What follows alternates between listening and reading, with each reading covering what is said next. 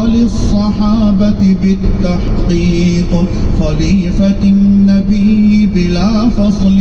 إمامنا أبي بكر الصديق رضي الله تعالى عنه، وعلى الناطق بالصواب والعادل بالكتاب إمامنا بالحق عمر بن الخطاب رضي الله تعالى عنه، وعلى صاحب الحياء وناشر القرآن الشهيد المظلوم حين تلاوة الفرقان عثمان بن عفان رضي الله تعالى عنه،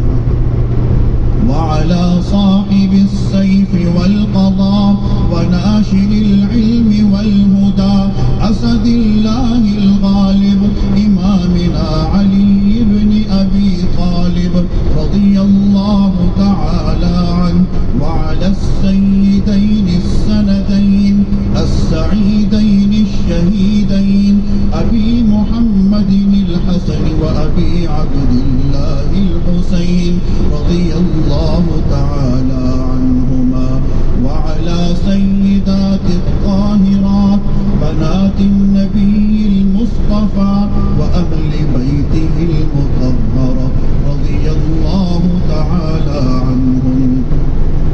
وعلى عميه النبي المجتبى سيدنا العباس وسيدنا حمزة رضي الله تعالى عنهما، وعلى كل الصحابة رضوان الله تعالى عنهم أجمعين.